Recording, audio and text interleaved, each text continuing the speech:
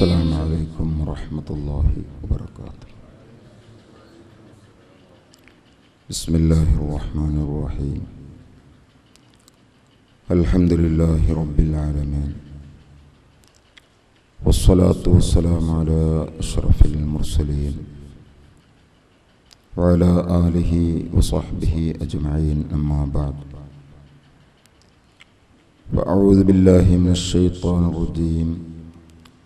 بسم الله الرحمن الرحيم.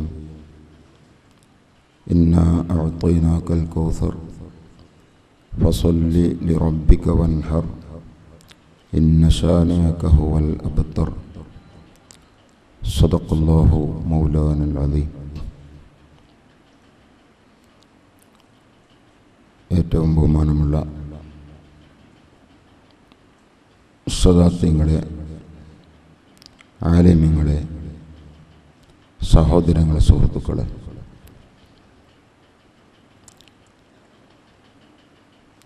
ഉളുഹിയ്യത്ത് സംബന്ധിച്ചാണ്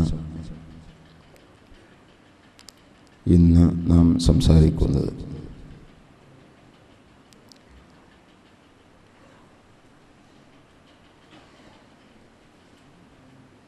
നേരത്തെ ഓർമ്മപ്പെടുത്തിയതുപോലെ സാധാരണ നമ്മുടെ ദർസിൽ നടക്കുന്നത് പോലെയുള്ള ഒരു പണ്ഡിത ചർച്ച അല്ല ഇന്നത്തെ നമ്മുടെ ക്ലാസ്. പ്രത്യേകിച്ചും സാധാരണക്കാരെ കൂടി പരിഗണിച്ചുള്ള ക്ലാസ്സാണ്. അല്ലാഹു സുബ്ഹാനഹു വ തആല അത് എല്ലാവർക്കും ഫലവത്താക്കട്ടെ. നമ്മൾ പറയുന്നതും കേൾക്കുന്നതും സാലിഹായ അമലായി നമ്മളിൽ നിന്ന് അല്ലാഹു കബൂൽ ചെയ്യട്ടെ. ഉളുഹിയ്യത്ത് എന്ന ഈ ഇബാദത്ത് മുഅക്കദത്തായ സുന്നത്താണ് ശാഫിഈ മദ്ഹബ് പ്രകാരം. അബൂ ഹനീഫ ഇമാമിൻ്റെ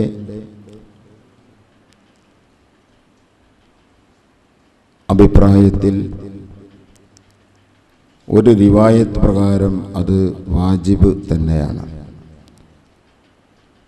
ഹനഫികൾ അങ്ങനെ ഒരു വാജിബായ പുണ്യകർമ്മമായിട്ടാണ് കാണുന്നത്.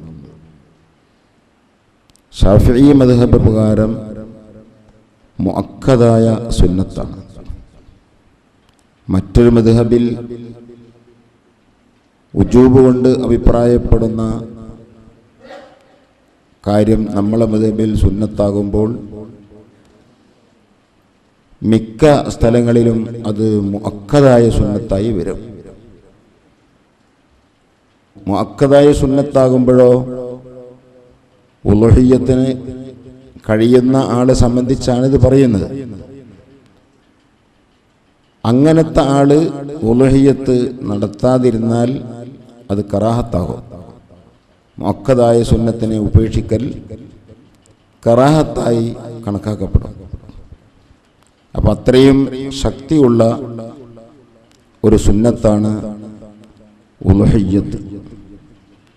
ആ പേര് തന്നെ അതിനെ കൊടുക്കാൻ കാരണം ഉളുഹിയ്യത്തിൻ്റെ വഖത്ത് നമുക്കറിയാം.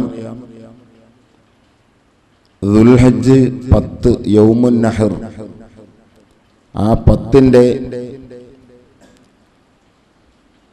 സൂര്യൻ ഉദിച്ച് ഉയർന്നയിടം മുതലാണ് അതിൻ്റെ സമയമാകുന്നത്. അപ്പോൾ ഏകദേശം ളുഹ നിസ്കാരത്തിൻ്റെ വഖത്ത് തന്നെയാണ് ഇതിൻ്റെ വഖത്ത് തുടങ്ങുന്നത്. അവസാനിക്കുന്നത് ദുൽഹജ്ജ് 10, 11, 12, 13 അയ്യാമു തശ്രീഖിൻ്റെ 3-ാം ദിവസമായ ദുൽഹജ്ജ് 13, നമ്മളെ ഭാഷയിൽ 4-ാം പെരുന്നാൾ. സൂര്യൻ അസ്തമിക്കുന്നതോടുകൂടി വഖത്ത് തീരുകയാണ്. അപ്പോൾ ദുൽഹജ്ജ് 10ൻ്റെ പുലർച്ചെ മുതൽ 13-ന്റെ അസ്തമനം വരെയുള്ള സമയം ഉളുഹിയ്യത്ത് അറുക്കാനുള്ള സമയമാണ്. ആ സമയത്ത് തുടക്കം നോക്കുമ്പോൾ ദുഹായുടെ വഖത്താകുന്നത് കൊണ്ട് ആ മുനാസബത്ത് യോജിപ്പ് വെച്ചാണ് ഉളുഹിയ്യത്ത് എന്ന് പേര് പറയുന്നത് ഒരഭിപ്രായം. മറ്റൊരഭിപ്രായം ഉളുഹിയ്യത്ത് എന്ന വാക്കിന് പ്രശോഭിക്കുക, പ്രകാശിക്കുക എന്നൊക്കെ അർത്ഥമുണ്ട്. ഉള്ളുഹ വല്ലൈലി ഇദാ സജ എന്ന ആയത്തിന്റെ തഫ്സീറിൽ നബി സല്ലല്ലാഹു അലൈഹി വസല്ലം തങ്ങളുടെ മുഖം കൊണ്ടുള്ള സത്യമാണ് ഉള്ളുഹ എന്ന വാക്ക് എന്ന് മുഫസ്സിറുകൾ പറയുന്നുണ്ട്. അപ്പോൾ ളുഹാ വഖത്ത് പോലെ പ്രശോഭിക്കുന്ന നബി തങ്ങളുടെ മുഖം തന്നെയാണ് സത്യം എന്നാണ് അത് അനുസരിച്ച് അർത്ഥം വരിക. അപ്പൊ എന്ന പോലെ ഈ ഉളുഹിയ്യത്ത് എന്ന് പറയാൻ കാരണം ഈ കർമ്മം നടത്തുന്നവൻ നാളെ ആഖിറത്തിൽ വരുമ്പോൾ നല്ല മുഖപ്രസന്നതയോടുകൂടി പ്രശോഭിതമായ മുഖത്തോടുകൂടി വരും. അതുകൊണ്ടാണ് ഈ പേര് പറയുന്നത്. അങ്ങനെ പല പല അഭിപ്രായങ്ങൾ അത് സംബന്ധിച്ചുണ്ട്. ഏതായിരുന്നാലും മുഅക്കദായ ശക്തിയുള്ള സുന്നത്താണ് ഇത് എന്നതിൽ പക്ഷാന്തരമില്ല. കഴിയുന്ന ആൾ എന്ന് പറഞ്ഞാൽ ആരാണ്? അവൻ ചെലവൊടുക്കൽ നിർബന്ധമായവരും അവരുടെ ആവശ്യമായ ചെലവുകൾ കഴിച്ച് ഉളുഹിയ്യത്തർക്കാൻ വല്ലതും അവൻ്റെ അടുത്ത് മിച്ചമുണ്ടെങ്കിൽ, അരികിൽ മിച്ചമുണ്ടെങ്കിൽ, അങ്ങനത്തെ ആൾക്കൊക്കെ ഇത് സുന്നത്താണ്, മുഅക്കദായ സുന്നത്താണ്. ഇനി ആ സുന്നത്ത് തന്നെ ഐനിയായ സുന്നത്ത്, കിഫായിയായ സുന്നത്ത്, ഇങ്ങനെ സുന്നത്തുകൾ രണ്ട് തരത്തിലുണ്ട്. ഫർള് രണ്ടിനും ഉള്ളതുപോലെ തന്നെ ഐനിയായ ഫർള്, കിഫായിയായ ഫർള്. ഐനിയായ ഫർള് എന്ന് പറഞ്ഞാൽ വ്യക്തിപരമായി ഓരോരുത്തർക്കും നിർബന്ധമായ സംഗതി, അവനവൻ ചെയ്തിരിക്കണം. മറ്റൊരാൾ ചെയ്തതുകൊണ്ട് ഞാൻ സലാമത്താവില്ല. അതിനാണ് ഐനിയായ ഫർള് എന്ന് പറയുന്നത്. ഇപ്പൊ നിസ്കാരം, 5 നേരത്തെ നിസ്കാരം, അത് ഐനിയായ ഫർളുകളാണ്. എന്നോട് ചോദ്യം നീ നിസ്കരിച്ചോ എന്നാണ്. നിങ്ങൾ ഓരോരുത്തരോടും ചോദ്യം നിങ്ങൾ നിസ്കരിച്ചോ എന്നാണ്. എന്നല്ല സമൂഹത്തിൽ നിന്ന് ആരെങ്കിലും ഒരാൾ ചെയ്താൽ മതി എന്ന നിലക്ക് സമൂഹത്തോട് ഒന്നിച്ചുള്ള ഒരു ചോദ്യം അല്ല. അങ്ങനെയാണ് ഫർള് കിഫായി എന്ന് പറഞ്ഞാൽ. ഇപ്പോൾ ഒരാൾ മരിച്ചാൽ ആ മയ്യത്തിന് പേരിൽ നിസ്കരിക്കണം, കഫൻ ചെയ്യണം, കുളിപ്പിക്കണം തുടങ്ങിയ സംഗതിയൊക്കെ ഫർളായ സംഗതിയാണ്. അതൊന്നും ചെയ്യാതെ കൊണ്ടേ മറവ് ചെയ്യാൻ പറ്റില്ല. പക്ഷേ ആ ഫർള് കിഫായി എന്നാ പറയാ. ആരെങ്കിലും ഒരാൾ ചെയ്താൽ മതിയാവും. ഓരോ വ്യക്തിയും അതിന് ബാധ്യസ്ഥൻ ആവുകയില്ല. ഒരാൾ ചെയ്താൽ എല്ലാവരുടെയും കുറ്റം ഒഴിവായി കിട്ടി എന്ന പോലെ സുന്നത്തിലും 2 സുന്നത്തുണ്ട്. ഉദാഹരണം പറഞ്ഞാൽ, ഒരു സമൂഹത്തോട് നമ്മൾ ഒരാൾ പോവുകയാണ്, ഈ ഒരാൾ സലാം ചൊല്ല.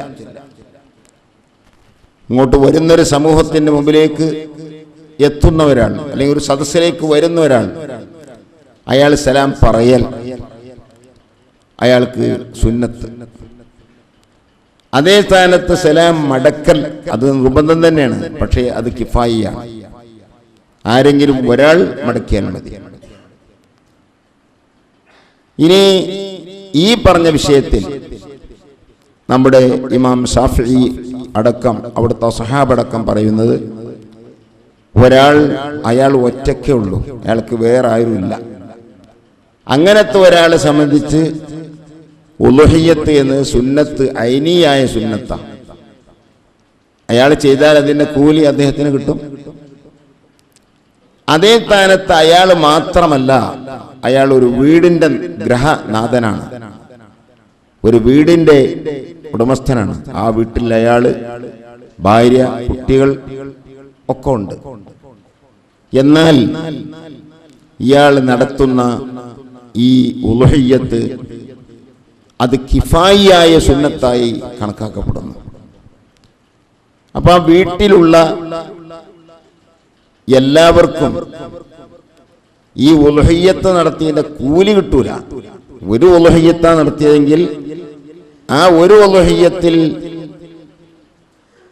ഉദാഹരണം പറഞ്ഞാൽ ഒരാടിനറുക്കുകയാണ് ഒരു വീട്ടുകാരൻ, അല്ലെങ്കിൽ വലിയ മൃഗം, ആ മൃഗത്തിൽ ഒരു പങ്കേ ഒരാൾ ചേർന്നിട്ടുള്ളൂ. ഒരു പോത്തിനെ വാങ്ങുന്നതിൽ ഒരാൾ ഒരു പങ്ക് ചേർന്നു, 1/7 എന്ന് പറയാം. 7 ആൾ കൂടിയാണ് ഒരു പോത്ത് വാങ്ങുന്നത്. എന്നാൽ ഓരോരുത്തർക്കും 1/7 അതിൽ പങ്കുള്ളത്. അപ്പൊ അയാള്, ആ വീട്ടുകാരൻ, ആ 1/7 അയാളെ ഉളുഹിയ്യത്തുള്ളൂ. അല്ലെങ്കിൽ ഒരാട് മാത്രമേ അറക്കുന്നുള്ളൂ. അപ്പൊ ആ ഒരാടേ ഉള്ളൂ. ഈ ഒരാടിൽ അല്ലെങ്കിൽ വലിയ മൃഗത്തിന്റെ 1/7 ഭാഗം, ആ ഭാഗത്ത് മറ്റൊരാളെ പങ്കു ചേർക്കാൻ പറ്റില്ല. അത് ശരിക്കും നമ്മൾ മനസ്സിലാക്കേണ്ടതുണ്ട്. 1/7 അതിനേക്കാളെ ചുരുങ്ങാൻ പറ്റൂല ഉളുഹിയ്യത്ത്. അപ്പൊ 2 ആൾ കൂടി 1/7 പങ്കിട്ടു. ഒരാൾക്ക് സ്വന്തം 1/7 വാങ്ങാൻ കഴിയില്ല. അപ്പൊ 2 ആൾ കൂടിയിട്ട് 1/7 വാങ്ങി. അപ്പൊ 1/7 പകുതിയാണ് ഓരോരുത്തർക്കും. എന്നാൽ 2 ആൾക്കും ഉളുഹിയ്യത്താവില്ല. അപ്പൊ ഉളുഹിയ്യത്താകണമെങ്കിൽ ഏറ്റവും ചുരുങ്ങിയത് വലിയ മൃഗത്തിന്റെ 7 ഒരു അംശയം വേണം. ആ ഒരു അംശയത്തിൽ ഒരാടിൽ പങ്കു ചേർക്കാൻ പറ്റാത്ത പോലെ തന്നെ ഈ ഒരു അംശയത്തിൽ പങ്കു ചേർക്കാൻ പറ്റില്ല. എന്നാലും അയാളെ വീട്ടിലെ എല്ലാവരോടും ഇത് ഉളുഹിയ്യത്ത് അറുക്കണമെന്നൊരു തലബ് അള്ളാഹുവിൽ നിന്നുണ്ട്. ആ തലബ് വീടാൻ, ആ ആവശ്യം വീടാൻ ഒരാൾ ചെയ്താൽ മതി എന്നാ പറയുന്നർത്ഥം. അപ്പൊ വീട്ടുകാരനായ ആള് ഒറ്റ ഉളുഹിയ്യത്ത് അറുത്താൽ ഉളുഹിയ്യത്ത് അറുക്കണമെന്ന ആ തേട്ടം ഇയാൾ ഈ ചെയ്തത് കൊണ്ട് വീടും. പക്ഷേ ഓരോരുത്തർക്കും ഉളുഹിയ്യത്തിന്റെ കൂലി കിട്ടൂല. കൂലി കിട്ടൽ മറ്റൊരു കാര്യം, നമ്മളോടുള്ള ഒരു തലബ് വീടൽ മറ്റൊരു കാര്യം. ഏതുപോലെ പള്ളിയിൽ കടന്നു വരുന്ന ഏതൊരാൾക്കും തഹിയ്യത്ത് സുന്നത്താണ്. അപ്പൊ തഹിയ്യത്ത് നിസ്കരിക്കണമെന്ന് ഓനോട് തലബുണ്ട്, തേട്ടമുണ്ട്. ശാരിയിൽ നിന്ന്, അള്ളാഹുവിൽ നിന്ന്, അല്ലെങ്കിൽ നബിതങ്ങളിൽ നിന്ന് നമ്മളോട് ആവശ്യപ്പെട്ടിരിക്കുന്നു. എന്ത്? പള്ളിയിൽ കടന്നാൽ 2 റക്അത്തെങ്കിലും തഹിയ്യത്ത് നിസ്കരിക്കണം. അപ്പൊ ഒരാള് പള്ളിയിൽ കടന്നു വന്നപ്പോ ഇവിടെ നിസ്കാരം നടന്നുകൊണ്ടിരിക്കുക, നേരെ ആ നിസ്കാരത്തിലേക്കാണ് വന്നത്. തഹിയ്യത്ത് നിസ്കരിക്കാൻ പിന്നെ അവിടെ നേരം കിട്ടിയില്ല. എന്നാൽ ആ നിസ്കരിച്ച നിസ്കാരം കൊണ്ട് ഈ തഹിയ്യത്തിന്റെ തൊലബ്, അള്ളാഹുവിൽ നിന്നുള്ള തേട്ടം അതുകൊണ്ട് വീടും. പക്ഷേ തഹിയ്യത്ത് നിസ്കരിച്ച കൂലി കിട്ടില്ല. കൂലി കിട്ടണമെങ്കിൽ തഹിയ്യത്ത് കൂടി അവന്റെ നിയ്യത്തിൽ വരണം.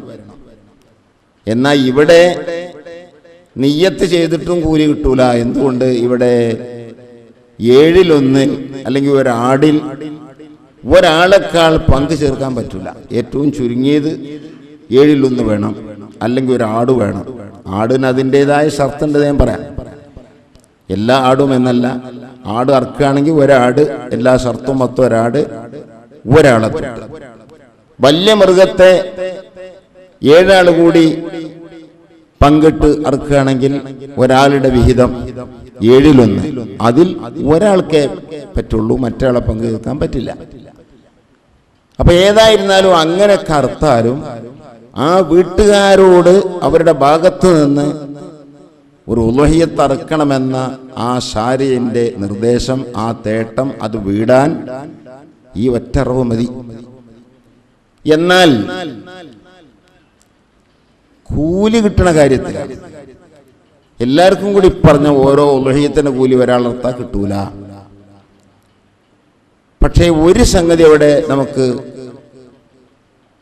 മനസ്സിലാക്കേണ്ടതുണ്ട്. ഉളുഹിയ്യത്തിന്റെ കൂലി എന്നലക്കില്ലെങ്കിലും ഒരു ഇബാദത്ത് ചെയ്തിട്ട് ആ ഇബാദത്തിന്റെ കൂലി മരിച്ചുപോയ ആൾക്ക് ഹദിയ ചെയ്യുന്ന പോലെ അത് ഇവിടെയും പറ്റും. ഒരു ഉളുഹിയ്യത്താ ഞാൻ നടക്കണത്, എന്നെ തൊട്ടുള്ള ഉളുഹിയ്യത്താ. ഉദാഹരണം പറയാം, എൻ്റെ വീട്ടുകാരുണ്ട്, ഞാൻ വീട്ടുനാഥനാണ്, ഞാൻ ഒരാടാണ് നടക്കുന്നത്, അല്ലെങ്കിൽ വലിയ ഒരു മൃഗത്തിൽ 7-1 പങ്കാണ് എനിക്കുള്ളത്. പക്ഷേ എൻ്റെ വീട്ടുകാരെ തൊട്ടൊക്കെ ആ സുന്നത്തിൻ്റെ തലബ്, അത് അള്ളാഹുവിൽ നല്ല തേട്ടം വീടാൻ വേണ്ടി ആ നിയ്യത്തോടെ ഞാൻ ഉളുഹിയ്യത്ത് അറുത്ത് കഴിഞ്ഞാൽ എല്ലാവരെ തൊട്ടും ഉളുഹിയ്യത്ത് എന്ന സംഗതി വീട്ടിൽ നടന്നു. പക്ഷെ എല്ലാവർക്കും ഉളുഹിയ്യത്തിന് കൂലി കിട്ടൂല, കൂലി എനിക്ക് കിട്ടുള്ളൂ. ഉളുഹിയ്യത്ത് എന്ന പ്രത്യേക കൂലി ഞാനാണ്, എനിക്കാണ് കൂലി. പക്ഷെ എനിക്കെന്ത് ചെയ്യാം, ഞാൻ ഉദ്ദേശിക്കുന്ന ആളുടെ ഹദറത്തിലേക്ക് അതിൻ്റെ സവാബിനെ എന്ത് ചെയ്യാൻ പറ്റും, ഹദിയ ചെയ്യാൻ പറ്റും.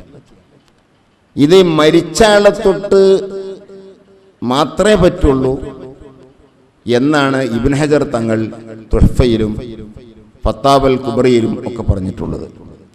ഇമാം റംലിയുടെ അഭിപ്രായത്തിൽ മരിച്ച ആൾക്ക് മാത്രമല്ല, ജീവിച്ചിരിക്കുന്ന ആളെ തൊട്ടും, എൻ്റെ ഉമ്മ ജീവിച്ചിരിപ്പുണ്ട് അല്ലെങ്കിൽ ഉപ്പ ജീവിച്ചിരിപ്പുണ്ട്, ആ ഉമ്മാൻ്റെ ഗുണത്തിനു വേണ്ടി അതിൻ്റെ സവാബ് ഞാൻ ഹദിയാക്കി, അങ്ങനെ ഹദിയ ചെയ്യാൻ പറ്റുമെന്നാണ് ഇമാം റംലി പറഞ്ഞിട്ടുള്ളത്. ഇബ്നു ഹജറിൻ്റെ അഭിപ്രായമനുസരിച്ച് മരിച്ചവർക്ക് വേണ്ടി സദഖ ചെയ്യുന്നത് പോലെ, അവർക്ക് കൂലി കിട്ടാൻ വേണ്ടി സദഖ ചെയ്യുന്നത് പോലെ ഉളുഹിയ്യത്തർത്തും അവരുടെ ഹദറത്തിലേക്ക് അതിൻ്റെ കൂലി ഹദിയ ചെയ്യാവുന്നതാണ്. പക്ഷേ നേരത്തെ നമ്മൾ പറഞ്ഞതുപോലെ ഈ ഉളുഹിയ്യത്തർത്ത പ്രത്യേക കൂലി അത് ഉളുഹിയ്യത്ത് ചെയ്ത ആൾക്കുള്ളതാണ്. ഇതുപോലെ ഞാൻ ഖുർആൻ ഓതിയാൽ ഖുർആൻ ഓതിയ കൂലി എനിക്ക് കിട്ടും. അക്കൂലിക്ക് ഒട്ടും കുറയാതെ ഞാൻ ആ ഖുർആൻ ഓതിയതിൻ്റെ സവാബിനെ ഞാൻ ഉദ്ദേശിച്ച ആളുടെ ഹദറത്തിലേക്ക് ഹദിയും ചെയ്യാം. അങ്ങനെയല്ലേ ഇപ്പം നമ്മൾ സാധാരണ ഖബറുകൾ ഓതുകയാണെങ്കിലും, മരിച്ച ആൾക്ക് വേണ്ടി വീട്ടിൽ വെച്ച് ഓതുകയാണെങ്കിലും, ഖുർആൻ ഓതി എന്ന നിലക്കുള്ള ഓത്തിൻ്റെ കൂലി നമുക്ക് കിട്ടും. അതിൻ്റെ പുറമെ അല്ലാഹു സുബ്ഹാനഹു വ തആല ആ കൂലി പോലത്തെ കൂലികളെ ഇരട്ടിച്ചിരട്ടിച്ചു കൊടുക്കാൻ കഴിവുള്ളവനാണ്. അപ്പം അല്ലാഹു തആല ആർക്കൊക്കെ വേണ്ടിയാണോ നീ അത് ഹദിയ ചെയ്ത് അവരിലേക്കൊക്കെ അതിൻ്റെ സവാബിനെ എത്തിക്കും. അതാണല്ലോ, അങ്ങനെ ചെയ്യുമ്പോൾ ആ സവാബ് അവരിലേക്ക് എത്തിക്കാൻ വേണ്ടി നമ്മൾ ദുആയും കൂടി നടത്തുക. എന്നാൽ പിന്നെ ഒരു തർക്കവുമില്ലാതെ ചേരുമെന്നാണ്. ദുആ ഇറക്കുന്നതെന്തിനാ? നിയ്യത്ത് ചെയ്താൽ മാത്രം ആ കൂലി ചേരുമോ ഇല്ലയോ എന്ന് ചില വിഷയങ്ങളിൽ, പ്രത്യേകിച്ച് ഖുർആനോത്തിലൊക്കെ ആലിമീങ്ങളുടെ ഈ തർക്കമുണ്ട്. ഖുർആൻ ഓതുമ്പോൾ എൻ്റെ ഉമ്മാനെ ഉദ്ദേശിച്ച് ഉപ്പാനെ ഉദ്ദേശിച്ച് ഖുർആൻ ഓതിയാൽ മാത്രം പോരാ, ഓതിയിട്ട് പഠിച്ചവനെ ഇതിൻ്റെ കൂലി എൻ്റെ ഉമ്മയുടെ ഹദറത്തിലേക്ക് ഉപ്പയുടെ ഹദറത്തിലേക്ക് എത്തിക്കണമെന്ന് വയർക്കണം എന്ന പോലെ ഉളുഹിയ്യത്തർത്തു, അത് ഞാൻ ചെയ്തു, എന്നെ തൊട്ടുള്ള ഉളുഹിയ്യത്താണ്, എങ്കിലും റബ്ബേ ഇതിൻ്റെ സവാബ് ഇതിൻ്റെ കൂലിയെ എൻ്റെ മരിച്ചുപോയ ഉമ്മയിലേക്ക് അല്ലെങ്കിൽ ഉപ്പയിലേക്ക് നീ എത്തിച്ചു കൊടുക്കണേ എന്ന് പറഞ്ഞ് ദുആ ചെയ്ത് അവരിലേക്കും ഹദിയ ചെയ്യാവുന്നതാണ്. നമ്മൾ സാധാരണ വിട്ടുപോകുന്ന സംഗതി ആയതുകൊണ്ട് ഞാൻ ഈ സമയത്ത് ഓർമ്മപ്പെടുത്തി എന്നേ ഉള്ളൂ. അപ്പോൾ നമ്മൾ ചെയ്യുന്നത് ഒറ്റ ഉളുഹിയ്യത്താണ്. ആ ഒരു ഉളുഹിയ്യത്തിൽ തോനാൾ പങ്കെടുക്കാൻ പറ്റൂല, അതൊക്കെ ശരിയാണ്. എന്നാലും അതിൻ്റെ കൂലിയെ നമ്മൾ ഉദ്ദേശിച്ച ആളിലേക്ക് ഹദിയ ചെയ്യാവുന്നതാണ്. ഏതായിരുന്നാലും ഈ ഉളുഹിയ്യത്താകണമെങ്കിൽ ആട്, മാട്, ഒട്ടകം, ഈ 3 ഇനമല്ലാതെ മറ്റൊന്നും ഉളുഹിയ്യത്തിന് പറ്റുകയില്ല. ആടാണെങ്കിൽ നമ്മുടെ നാട്ടിൽ ആട് നെയ്യാടല്ല. മക്കയിലൊക്കെ പോയ ആളുകൾക്ക് മക്കയിൽ കാണുന്ന നെയ്യാട്, നമ്മുടെ നാട്ടിലും വടക്കേ ഇന്ത്യയിൽ നെയ്യാടിനെ കാണും. നമ്മുടെ രാജ്യത്ത് നെയ്യാട് ഇല്ല എന്ന് തന്നെ പറയാം. അതിൻ്റെ 2 ചന്തിയിൽ രോമം അവിടെ മുളക്കാത്ത വിധം നെയ്യിൻ്റെ 2 കട്ടി ഇങ്ങനെ നമുക്ക് കാണാൻ കഴിയും. അതിനാണ് ലഅ്ന് എന്ന് പറയുന്നത്. അപ്പം നെയ്യാടാകുമ്പോൾ 1 വയസ്സ് പൂർത്തിയാകണം. അത്ര മതി. നമ്മുടെ നാട്ടിലുള്ള ഈ ആട് അത് മഅ്സ് എന്ന് പറയുക, കോലാട്. അതിന് 1 വയസ്സ് പൂർത്തിയായപ്പോൾ 2 വയസ്സ് തികയണം. അപ്പോൾ ഉളുഹിയ്യത്തിന് വേണ്ടി ആട് വാങ്ങുമ്പോൾ ഏതെങ്കിലും ഒരാട് എന്ന നിലക്ക് വാങ്ങിയാൽ അത് ഉളുഹിയ്യത്ത് ആവുകയില്ല. ഉളുഹിയ്യത്തിന്റെ ഷർത്ത് ഒക്കണമെങ്കിൽ നമ്മളെ നാട്ടിലെ ഈ ആട് 2 വയസ്സ് പ്രായം വേണം. ഇനി ആടല്ലാത്ത മാടുകൾ, അത് പശുവാവട്ടെ, മൂരിയാവട്ടെ, അല്ലെങ്കിൽ എരുമയാവട്ടെ, പോത്താവട്ടെ, അതൊക്കെ ഈ പറഞ്ഞപ്പെടും. അതിനും 2 വയസ്സ് തികയണം. അപ്പോഴേ അതും ഉളുഹിയ്യത്ത് എന്ന നിലപാടിൽ അറുക്കാൻ പറ്റുകയുള്ളൂ. ഒട്ടകം, അത് പിന്നെ നമ്മുടെ നാട്ടിൽ അത് ചർച്ച ചെയ്യേണ്ടതില്ല. ചിലതൊക്കെ ഒട്ടകത്തിന് ഉളുഹിയ്യത്ത് ആയി അറുത്തത് വളരെ വിരളമായിട്ട് ഒക്കെ ഉണ്ടാകാം. കഴിഞ്ഞ കാലത്ത് അങ്ങനെ ചിലതൊക്കെ ഇവിടെ ഗൾഫിൽ നിന്നൊക്കെ കൊണ്ടുവന്ന് അറുത്തിട്ടുമുണ്ട്. അപ്പോൾ അത് ഉളുഹിയ്യത്താകണമെങ്കിൽ 5 വയസ്സ് തികയണം. ഒട്ടകമാകുമ്പോൾ 5 വയസ്സ് പ്രായം തികഞ്ഞ ഒട്ടകത്തെ ഉളുഹിയ്യത്തായി അറുക്കാൻ പറ്റുകയുള്ളൂ. അപ്പോൾ ഒരാളെ സംബന്ധിച്ചിടത്തോളം ഇതിനൊന്നും കഴിയില്ല. ഏറ്റവും അഫ്ളല് കഴിയുമെങ്കിൽ ഒരാൾ ഒറ്റക്കായി ഒരൊട്ടകത്തെ അറുക്കുക, അതാ ഏറ്റവും ശ്രേഷ്ഠമായത്. ഒട്ടകത്തിന് കഴിയില്ല, അല്ലെങ്കിൽ പൈസ ഉണ്ടെങ്കിലും സാധനം കിട്ടൂല നമ്മുടെ നാട്ടിലെ പോലെ, എന്നാൽ പിന്നെ വലിയൊരു മൃഗത്തെ അറുക്കുക, ഒറ്റക്ക് പങ്കുചേരലല്ല, അതാണ് അഫ്ളൽ. അതിനും കഴിയില്ലെങ്കിലാണ് പിന്നെന്ത് പറയുന്ന ആട്. ഇനി മറ്റൊരു വലിയ മൃഗത്തിൽ പങ്കുചേരലും ഒറ്റക്ക് ഒരാടിന് അറുക്കലും നോക്കിയാൽ അഫ്ളല് ശ്രേഷ്ഠമായത് ഒറ്റക്കൊരാടിന് അറുക്കലാണ്, മറ്റൊന്നിൽ പങ്കുചേരൽ അല്ല. ചിലപ്പോ പങ്കുചേർന്നാൽ ഒരു പോത്തിന് വലിയ വില ഉണ്ട്. അപ്പോൾ ഒരു പങ്കിന് തന്നെ ഒരാട് വാങ്ങണേക്കാണ് പൈസ കൊടുക്കണം. എന്നാലും ശരി, ഒറ്റക്കൊരു മൃഗം അറുക്കുക എന്നാൽ ഒരാടിന് അറുക്കല അഫ്ളൽ. ഏതുപോലെ നിസ്കാരത്തിൽ നമ്മൾ ഓതുമ്പോൾ വലിയൊരു സൂറത്തിന്റെ, അൽബക്കറ സൂറത്ത് വലിയ സൂറത്താണ്, 2 ചില്ലാൻ ജുസുണ്ട്. അപ്പോൾ ഒരു ജുസു തന്നെ ഉണ്ട് എന്ന് വെക്കുക. പക്ഷേ അതൊരു കാമിലായ സൂറത്തല്ല, പരിപൂർണ സൂറത്തല്ല. പരിപൂർണമായൊരു സൂറത്ത് ഓതലും വലിയൊരു സൂറത്തിന്റെ കുറെ ഭാഗങ്ങൾ ഓതലും നോക്കിയാൽ പരിപൂർണമായ സൂറത്ത് ഓതലാണ് അഫ്ളൽ. കാരണം അതൊരു സൂറത്തും കാമിലത്താണ്. ഇപ്പറഞ്ഞ് കുറെ വലിപ്പുണ്ടെങ്കിലും മറ്റൊന്നിന്റെ ബഅദ് അതിന്റെ സ്വല്പമാണ്. എന്ന പോലെ വലിയ മൃഗത്തിൽ പങ്കു ചേർന്നാൽ പൈസ കൂടുതൽ കൊടുത്താലും അതൊരു മൃഗത്തിന്റെ ബഅദ് അതിന്റെ സ്വല്പം എന്ന ഒരു നിലപാട് അതിനുണ്ട്. അതേ സ്ഥാനത്ത് ഒരാടിനെ അറുത്താൽ സ്വന്തം ഒരാടിനെ അറുത്തും.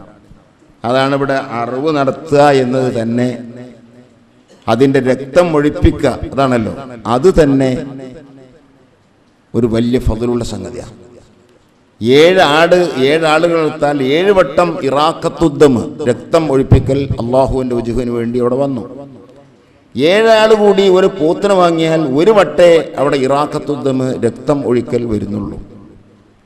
അപ്പൊ ഈ രക്തം ഒഴിപ്പിക്കുക അന്നത്തെ ദിവസം എന്നതിൽ ഒരു ഫضൽ ഉള്ളത് കൊണ്ടാണ് ചിലരുടെ അഭിപ്രായത്തിൽ ഒന്നിനും കഴിയാത്ത ആള് പെരുന്നാൾക്ക് ഒരു കോഴിയെങ്കിലും ഉറക്കുക. പഴയ ആൾക്കാരൊക്കെ പറയില്ലേ പെരുന്നാക്കാക്കാനുള്ള കോഴിയാണ്. അപ്പൊ അതിനൊരു ഫضലാണത്. ഇനിയിപ്പോൾ എല്ലാവരും കോയ്മ കൂടണ്ട, ഞാൻ ഉദാഹരണം പറഞ്ഞ ഒന്നിനും കഴിയാത്ത ഒരാളെ സംബന്ധിച്ചിടത്തോളം അന്നത്തെ ദിവസം ഇറാഖത്തുദ്ദമ്, രക്തം ഒഴിപ്പിക്കൽ എന്നൊരു ഫضൽ കിട്ടാൻ ഒരു കോഴിയെങ്കിലും അറുക്കുക, അങ്ങനെ ആ സുന്നത്ത് വീട്ടുക എന്ന് മഹാനായ ഇബ്നു അബ്ബാസ് റളിയല്ലാഹു അൻഹുവിൽ നിന്ന് റിപ്പോർട്ട് ചെയ്യപ്പെട്ടിട്ടുണ്ട്. ഇബ്നു അബ്ബാസിൽ നിന്നുള്ള ഈ റിപ്പോർട്ടിനെ ആസ്പദമാക്കി പണ്ഡിതന്മാരിൽ ചിലർ ഇതിനൊന്നും കഴിയാത്ത ഒരാളെ സംബന്ധിച്ചിടത്തോളം എന്ത് ചെയ്താലും മതി, ഒരു കോഴി അറുത്താലും മതി എന്ന് അഭിപ്രായപ്പെട്ടിട്ടുണ്ട് എന്ന് ഞാൻ ഇടയിൽ പറഞ്ഞതാണ്. ഏതായിരുന്നാലും ഈ പറയപ്പെട്ട പരിഗണിക്കപ്പെട്ട മൃഗങ്ങൾ 3 മൃഗമാണ് നമ്മൾ പറഞ്ഞത്: ആട്, മാട്, ഒട്ടകം. മറ്റൊരു മൃഗത്തിനെയും ഉളുഹിയ്യത്തായി അറക്കാൻ പറ്റില്ല. അറുക്കപ്പെടുന്ന വസ്തു തന്നെയാണ് നമ്മൾ കഴിക്കുന്ന, അതിനറുത്ത് ഭക്ഷിക്കാൻ പറ്റും. ഭക്ഷിക്കപ്പെടുന്ന ലഹമാണ്, മാംസമാണ്, അതിൻ്റെ മാംസം ഒക്കെയാണെങ്കിലും അത് ഉളുഹിയ്യത്തായി അറക്കാൻ പറ്റൂല. ഉളുഹിയ്യത്ത് ഈ 3 ഇനത്തിൽ നിക്ഷിപ്തമാണ്. ഇനി അതിന് തന്നെയും ചില ഷർത്തുകളുണ്ട്. നേരത്തെ നമ്മൾ പറഞ്ഞ മാതിരി അതിൻ്റെ വയസ്സിൽ ഉള്ള ഷർത്ത് അത് എപ്പോഴും നമ്മൾ കണക്കാക്കേണ്ടതാണ്. ചിലർ ആട് വാങ്ങും, അതിന് വയസ്സ് അന്വേഷിക്കൂല. അല്ലെങ്കിൽ ഒരു പോത്ത് വാങ്ങും, വയസ്സ് നോക്കൂല. അത് ശരിക്കും പരിഗണിക്കേണ്ട ഒരു സംഗതിയാണ്. നമ്മുടെ നാട്ടിൽ ആടാണെങ്കിലും മാടാണെങ്കിലും 2 വയസ്സ് തികഞ്ഞിരിക്കണം. വയസ്സ് തികഞ്ഞോ ഇല്ലേ എന്ന വിഷയത്തിൽ കച്ചവടക്കാരനെ ആസ്പദമാക്കാൻ പറ്റുമോ? അതും പണ്ഡിതന്മാർ ചർച്ച ചെയ്തിട്ടുണ്ട്. ഫിഖ്ഹിന്റെ കിതാബുകളിൽ അത് സംബന്ധിച്ചും കാണാം. ബായെ വിറ്റാള് പറഞ്ഞു ഇതിന് വയസ്സ് 2 വയസ്സായിട്ടുണ്ട്. അവിടെ കർമ്മശാസ്ത്ര പണ്ഡിതന്മാർ പറയുന്നത് അവന്റെ അരികിൽ നിന്ന് തന്നെ പ്രസവിച്ചതാണ്. ഇപ്പം കച്ചവടക്കാരനല്ല, ഇപ്പം വളർത്തിയതാണ്. അവന്റെ അരികിൽ നിന്ന് പ്രസവിച്ച ആടാണ് അല്ലെങ്കിൽ ഒരു മാടാണ് ഒക്കെ എങ്കിൽ അവന്റെ ആ ഒറ്റ വാക്ക് തന്നെ മതി. വെറും കച്ചവടക്കാരാവുമ്പോ അവർക്കിത് വിറ്റു ഓല ആവശ്യം. നമ്മൾ ഉളുഹിയ്യത്ത് ശരിയായാലും ഓല ആവശ്യത്തിൽപ്പെട്ടതല്ല. അപ്പൊ അതുകൊണ്ട് തന്നെ അവന്റെ വാക്ക് മാത്രം ആസ്പദമാക്കിക്കൂടാ. നമുക്കൊരു ലന്ന് കിട്ടണം. 2 വയസ്സ് ആയിട്ടുണ്ട് എന്നൊരു മികച്ച ഭാവനെങ്കിലും നമുക്ക് കിട്ടിയെങ്കിലേ അത് ഉളുഹിയ്യത്തായി കണക്കാക്കപ്പെടുകയുള്ളൂ. ഇനി ഇതൊക്കെ ഒത്താ തന്നെയും പിന്നെ ഉണ്ടാകേണ്ടുന്ന കുറെ കാര്യങ്ങൾ ഉണ്ട്. അതെന്താ? അയ്ബുള്ളതാകാൻ പാടില്ല. അയ്ബുള്ള ഒരു വസ്തുവിനെ നീ ഉളുഹിയ്യത്ത് എന്ന നിലക്ക് അറുത്താൽ അത് സഹിയാവൂല. എല്ലാ അയ്ബിനെ തൊട്ടും മുക്തമായിരിക്കണം. എത്ര വരെ അറുക്കാൻ വേണ്ടി കൊണ്ടുവന്ന് കയ്യും കാലും കെട്ടിയിട്ടപ്പോൾ ഇതിന്റെ കൊതരൽ കാരണമായിട്ട് അറുക്കണീന് മുമ്പ് അയ്ബ് പറ്റി. ആ അയ്ബടക്കം പറ്റൂല എന്നാണ് പറയുന്നത്.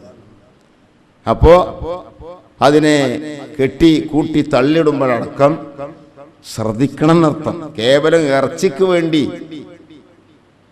അറക്കുമ്പോ അറുവരിപ്പ് അങ്ങനത്തെ ഒന്നും കാണിക്കുന്നില്ല. ഏതായാലും ഇറച്ചിയാക്കാനുള്ളതല്ലേ, അതുപോലെ ഇതിനെ ചെയ്തുകൂടാന്നർത്ഥം. അപ്പൊ അയ്ബുകൾ പറ്റുന്നത് വളരെ അങ്ങേയറ്റം സൂക്ഷിക്കേണ്ടതാണ്. നമ്മൾ അറക്കണ സമയത്ത് തന്നെ നമ്മൾ വാങ്ങുമ്പോഴും അയ്ബില്ലാത്തത് തന്നെ നോക്കി വാങ്ങണം. അയ്ബുള്ളീനാവുമ്പോ പൈസ കുറച്ച് മതി. പിന്നെ ജായുന്നേരം എത്ര കേട്ടിട്ട് അറക്കണ്ടല്ലോ. കുറഞ്ഞ പൈസ കിട്ടും അയ്ബുള്ളതായതുകൊണ്ട്. അയ്ബിനെ തൊട്ട് മുക്തമായതാവുമ്പോൾ നല്ല പൈസ കൊടുക്കേണ്ടി വരും. നല്ല പൈസ കൊടുത്താണ് ഏറ്റവും അഫവൽ. ഏറ്റവും ആ കന്നിന്റെ കൂട്ടത്തിൽ വെച്ച് അഴകുള്ള ചൊറുക്കുള്ള കന്നിനെ, അതാണ് ഉളുഹിയ്യത്തായി നമ്മൾ കൊണ്ടുവരേണ്ടതും അറുക്കേണ്ടതും. അപ്പൊ പൈസയുടെ ലാഭം നോക്കിയിട്ട് അയ്ബുള്ളതിന് പറ്റില്ല. ഇനി അതിൽ തന്നെ അയ്ബ് എന്ന് പറഞ്ഞാൽ കാഴ്ചയിൽ തന്നെ അയ്ബ് തോന്നിക്കുന്നതും മാംസത്തിൽ കുറവ് വരുത്തുന്നതും വിലയിൽ കുറവ് വരുത്തുന്നതുമായ അയ്ബുകൾ ഉണ്ട്. അതിൽ കാഴ്ചയിൽ കുറവ് വരുത്തുന്നതാണ് കൊമ്പ് പൊട്ടിപ്പോയി, കൊമ്പില്ല. കൊമ്പ് പോയി എന്നത് ഈ വിഷയത്തിൽ ഒരൈബായി കണക്കാക്കപ്പെടില്ല. അതേ സ്ഥാനത്ത് ചെവി മുറിച്ചത് അല്ലെങ്കിൽ ചെവി പാടെ ഛേദിച്ചു കളഞ്ഞത് തമിഴ്നാട്ടിലെ കന്നുകളിൽ ധാരാളം അങ്ങനെ കാണും. കൊമ്പിന്റെ നീളം ചുരുക്കിയിട്ട് ഒരു ചെറിയ കൊമ്പാക്കും, അതിനോടൊപ്പിച്ച് ചെവി ചെത്തിയിട്ട് കൊമ്പിനെ പോലെ ചെവിയാക്കും. അങ്ങനെ തമിഴ്നാട്ടിൽ ധാരാളം കന്നുകൾ അങ്ങനെ കാണാറുണ്ട്. അപ്പൊ ചെവി മുറിച്ച് കളഞ്ഞ് പറ്റില്ല. എത്ര വരെ ഇബ്നു ഹജർ തങ്ങൾ പറഞ്ഞു, ദൂരെ നിന്ന് നോക്കുന്ന ആൾക്ക് ചെവി മുറിച്ചു എന്നറിയില്ല, അത്രമാത്രം ചെറിയൊരു ഒരു കട്ടേ ഉണ്ടായിട്ടുള്ളൂ. അടുത്ത് നോക്കിയാൽ ചെവി മുറിച്ചിരിക്കുന്നു. അതടക്കം പറ്റില്ല. കണ്ണിന്റെ കാഴ്ച പോയ മൃഗം അർക്കാനുള്ളതല്ലേ, ഇതെന്തിനാ കാഴ്ച എന്ന് വെച്ചിട്ട് ആ കാഴ്ച അല്ലാത്ത മൃഗം പറ്റുമോ? പറ്റില്ല. ചൊറി പിടിച്ച മൃഗം അത് പിന്നെ ആളുകൾക്ക് കഴിക്കാൻ തന്നെ വെറുപ്പായിരിക്കും.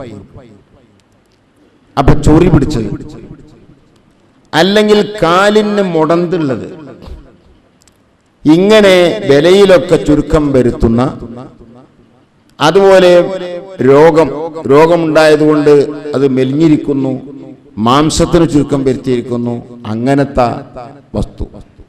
അപ്പൊ ഏറ്റവും നല്ലതിനെ നോക്കി അറുക്കണം. അതാണ് പഴയ ആളുകളൊക്കെ ഉലഹിയത്തിന് വേണ്ടി കന്നു വാങ്ങാൻ പോകുമ്പോൾ വളരെ നേരത്തെ തന്നെ കന്നിയന്തി പോവും. ഇതിനു വേണ്ടി തെരവിൽ പെടാതിരിക്കാൻ വേണ്ടി നല്ലത് നമുക്ക് കിട്ടണം എന്നിരക്ക്. അപ്പൊ എല്ലാരും വാങ്ങൽ കഴിഞ്ഞ് തെരവ് മാത്രമേ ഇനി അവിടെ ഉള്ളൂ. അതിലുള്ളത് നോക്കി നല്ലത് വാങ്ങാൻ ഒരാൾ ശ്രമിച്ചാൽ ഈ പറയപ്പെട്ട ഐബിനെ തൊട്ട് പോയി മുക്തമാണെങ്കിൽ പ്രശ്നമൊന്നുമില്ല.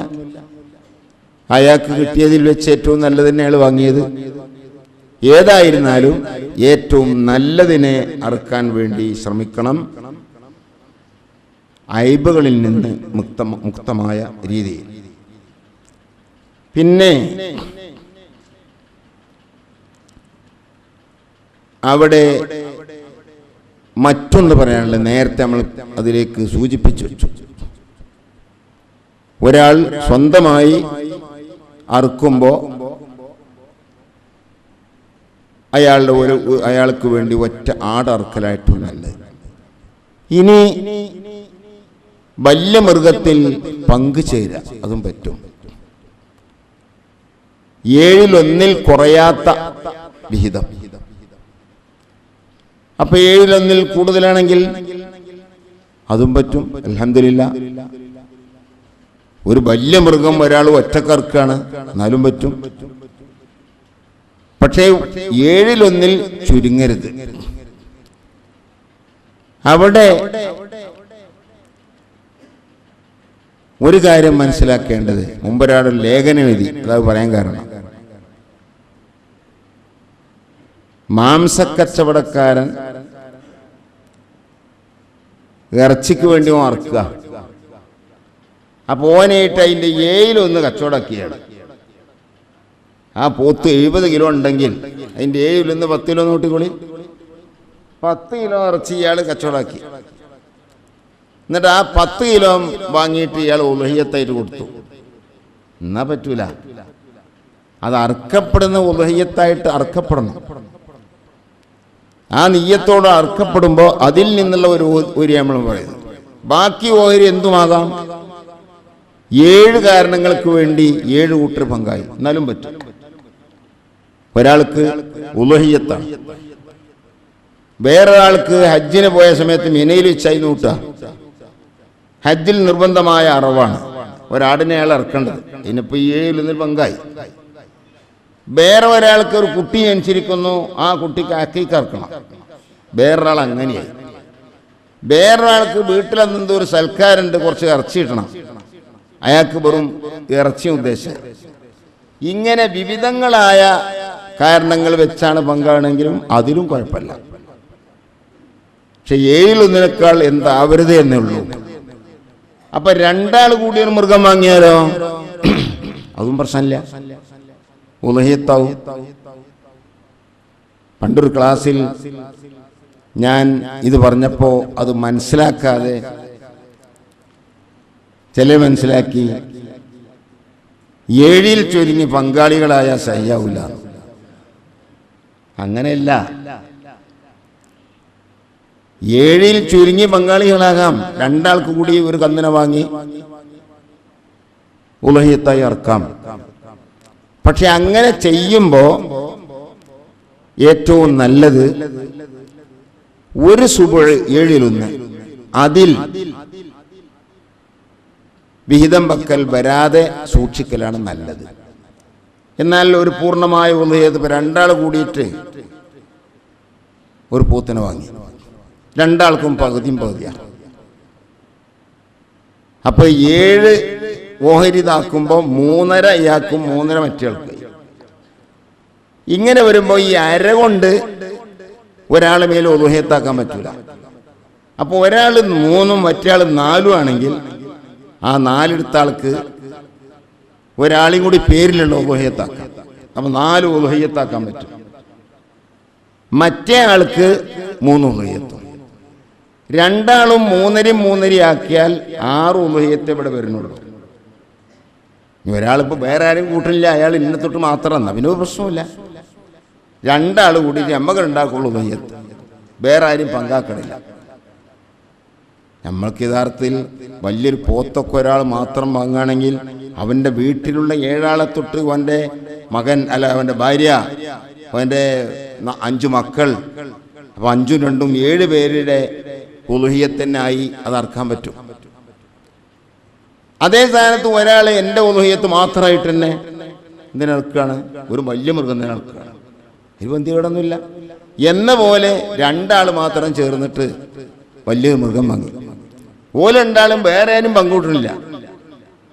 ഒരാൾ ഇയാളുടെ വിഹിതം അയാളെ ഉളുഹിയത്തായും മറ്റേ ആളെ വിഹിതം അയാളെ ഉളുഹിയത്തായും ഒരു പ്രശ്നമില്ല. ഞാൻ പറയുന്നത് 7-1 ഒന്നിൽ കൂടുതലുണ്ടെങ്കിൽ അതിലൊക്കെ ഓരോരുത്തരും നമുക്ക് പങ്കാക്കാൻ പറ്റും. ഇപ്പം നമ്മൾ വലിയ മൃഗം വാങ്ങുകയാണെങ്കിൽ ആ മൃഗത്തിൽ വലിയ മൃഗത്തിൽ നമുക്ക് വേറെ 6 ആളുകളും കൂടി പങ്കാക്കിയാൽ അവർക്കൊക്കെ അതിൻ്റെ കൂലിയും കൂടി കിട്ടും, ഉളുഹിയത്തിൻ്റെ കൂലി കിട്ടും. നേരത്തെ ഞാൻ പറഞ്ഞ ഒരു ഉളുഹിയത്തിൽ പങ്കാക്കാൻ പറ്റൂല. ഒരു ഉളുഹിയത്ത് നടത്തിയാൽ അയാളുടെ വീട്ടിലുള്ള അയാൾ ചെലവെടുക്കുന്ന നിർബന്ധമായവരെ തൊട്ട് അതിൻ്റെ തലബ് അവരോടുള്ള ആ ഷാരിയിൽ നിന്നുള്ളത് ആവശ്യം, ഉളുഹിയത്ത് അറക്കണമെന്ന ആ ആവശ്യം ആ വീട്ടുകാരോട് ഒന്നിച്ചുള്ളൊരു ആവശ്യം അതും നിർവഹിച്ചു. തലബ് വീടി ഓരോരുത്തർക്കും കൂലിയിട്ടില്ല. അത് കിട്ടണമെങ്കിൽ എന്ത് വേണം, ഓരോരുത്തരും അറക്കണം. അപ്പൊ 7 ആളുകൾ ഒരു വീട്ടിലുണ്ട്, ആ വീട്ടുനാഥം വലിയൊരു മൃഗം അറക്കാണ്. എന്നാൽ ഈ ഓരോ 7-1 ഓരോരുത്തരെ തൊട്ട് എന്ന നിലക്ക് അർത്താൽ എല്ലാവരും ഉളുഹിയത്ത് കിട്ടി. അവിടെ 2 ആൾ പങ്ക് ചേർന്ന് 3.5 ആക്കിയാൽ 2 ആൾക്കും 3 ആളുകളെ പങ്കെടുക്കാൻ പറ്റുള്ളൂ. എന്നല്ലാതെ 2 ആളും കൂടി കൂടിയിട്ട് അര ഒരാൾക്ക് ഉളുഹിയത്ത് കരുതി അതുകൊണ്ടാവില്ല. ഒരാളുടേതായി ഒരു വിഹിതം വരണം, അത് 7-1 ചുരുങ്ങാതെ വരണം. ഇതാണ് അവിടെ ശ്രദ്ധിക്കേണ്ടതുണ്ട്. ഇനി അവിടെ തന്നെയും ഒരു മസലയുണ്ട്. അതെന്താ, ഈ നേർച്ചയായ ഉളുഹിയത്ത്. ചിലർ ഉളുഹിയത്ത് നേർച്ചയാക്കും, ചിലർ അവിചാരിതമായി അവന്റെ പറച്ചിലോട് നേർച്ച ആയിപ്പോയി. അതും വളരെ ശ്രദ്ധിക്കണം. എത്രമാത്രം കർമ്മശാസ്ത്ര പണ്ഡിതന്മാർ പറഞ്ഞത്, ഒരാൾ മൃഗമായിട്ട് ഇങ്ങനെ വരാ, പുത്തനത്താണിന്ന് ഒരു പോത്തിനും വാങ്ങി വരാ, എന്താ അത് കോള്, അത്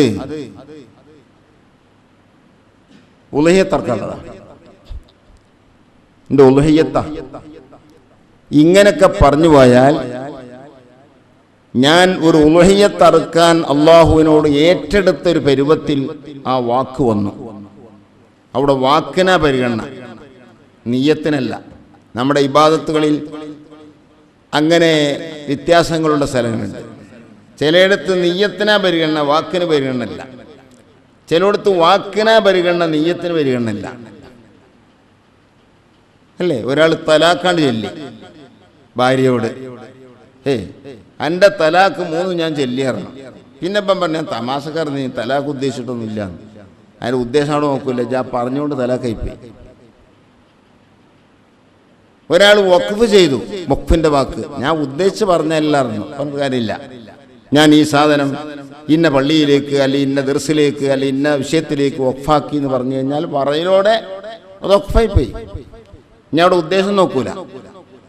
അതേ സ്ഥാനത്ത് ചില സ്ഥലങ്ങളിൽ ഉദ്ദേശത്തിനാ പരിഗണന, പറച്ചിലിന് പരിഗണന ഉണ്ടാവില്ല. ഉദ്ദേശം അനുസരിച്ച് ഒരാൾ കബറങ്ങലേക്ക് നേർച്ചയാക്കി, മമ്പുറത്തേക്ക് നേർച്ചയാക്കി. മമ്പുറത്തേക്ക് നേർച്ചയാക്കിയപ്പോൾ അവൻ്റെ ഉദ്ദേശം മമ്പുറത്ത് നടക്കുന്ന ആ ദർസിലേക്ക് എന്നാണ് ഉദ്ദേശിക്കുന്നത്. മമ്പുറത്ത് തങ്ങൾക്ക് വേണ്ടി പറഞ്ഞാലും ഉദ്ദേശം അതാണ്. അല്ലെങ്കിൽ മമ്പുറത്തിരുന്ന് ഓതുന ഓത്തേർക്ക് എന്ന് അവൻ്റെ ഉദ്ദേശം. അല്ലെങ്കിൽ മമ്പുറത്തിൻ്റെ അവിടുത്തെ ജാറത്തിൻ്റെ കാര്യമൊക്കെ നോക്കി നടത്തണം അവർക്ക് ഞാൻ ഉദ്ദേശിക്കുന്നത്. എന്നാൽ അയാൾ ഉദ്ദേശിച്ച ഉദ്ദേശത്തിനാ പരിഗണന. അപ്പം ചില സ്ഥലങ്ങളിൽ അങ്ങനെ ഉദ്ദേശം പരിഗണിച്ച് വാക്കുകൾക്ക് പരിഗണന ഉണ്ടാവില്ല. ചില സ്ഥലത്ത് വാക്കുകൾക്കാകും പരിഗണന, ഉദ്ദേശം ഉണ്ടാവില്ല. അപ്പം ഞാൻ അവിടെ പറഞ്ഞത് അവൻ്റെ വാക്കിൽ അവൻ്റെ ഉദ്ദേശത്തിൽ അതൊന്നും ഉണ്ടാവില്ല, നേർച്ചയാക്കലൊന്നും ഉണ്ടാവില്ല. പക്ഷേ നേർച്ചയാക്കും വിധത്തിലുള്ള വാക്ക് അവൻ്റെ നിന്ന് വന്നു പോയാൽ അത് നേർച്ചയാവും. നേർച്ച ആയിക്കോട്ടെ എന്ന് പറഞ്ഞിട്ടില്ല. അപ്പം പിന്നെ കുറേ പ്രശ്നങ്ങൾ വരും. നേർച്ചയാക്കപ്പെട്ട മൃഗത്തെ അറുത്താൽ അത് ഫുള്ള് പാവപ്പെട്ടവർക്ക് ഫുഖറാവ് മസാക്കിന് കൊടുക്കല്ലാതെ സ്വന്തമായി എടുക്കാനോ മുതലാളിമാർക്ക് ഒക്കെ നമ്മൾ അടുത്ത പേർക്കാരെല്ലാം വിചാരിച്ച് കൊടുക്കാനോ പറ്റൂല.